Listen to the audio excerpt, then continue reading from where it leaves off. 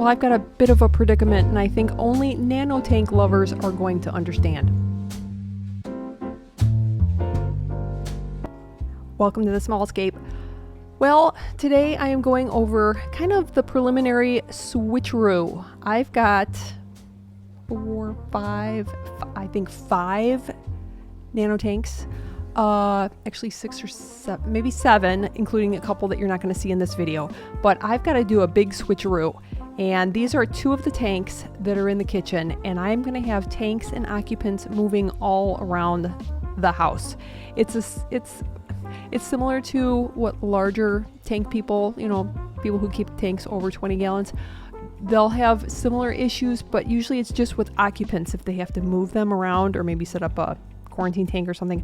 But with nano tanks, they're so small and light, you can fit them anywhere, and that's kind of the problem.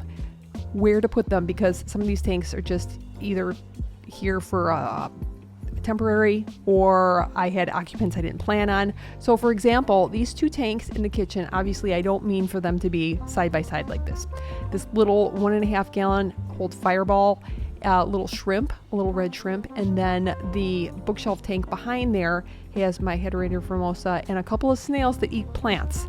So some of these occupants will be splitting up, and I don't want either of these 2 tanks in the kitchen anymore. I've also got these Amano shrimp, which I absolutely love. They're real workhorses, so they may have to be called to duty in a different tank. Not quite sure.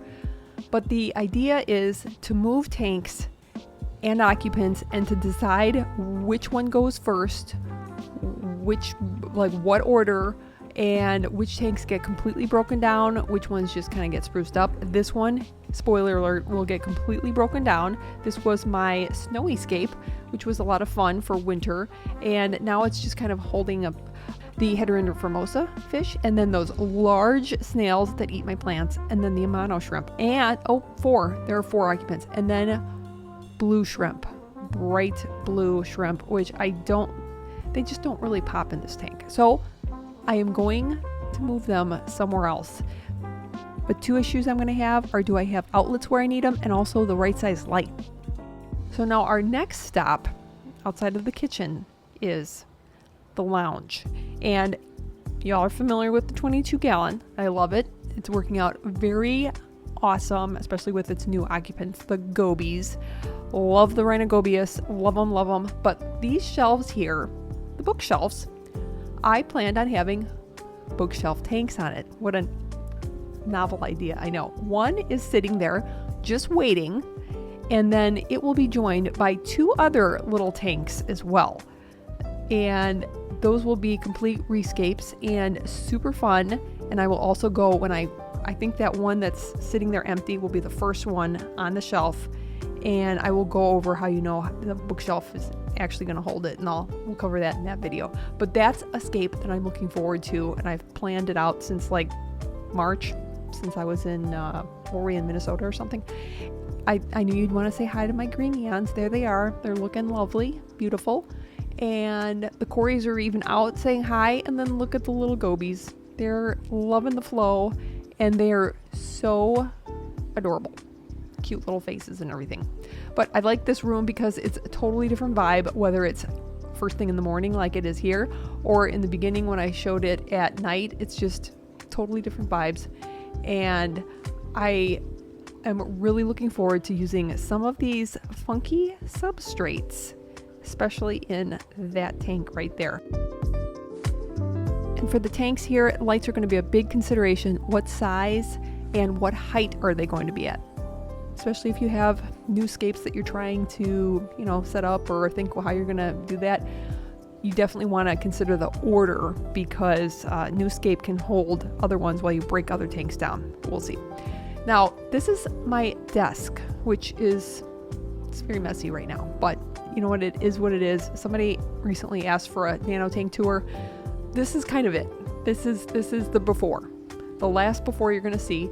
And these are 2 8.5 gallons. These are by Lifeguard Aquatics. Love these tanks. Love them. I've got my 2 killies in here, the red Glarus, and they are a hoot, male and female. They're best frenemies. And I've recently just removed a lot of the plants that I just kind of threw in there to to hold. I think I had a dwarf sage or maybe some val hanging out up there. Some bulbitis is kind of hanging out in there, and a little bit of boost.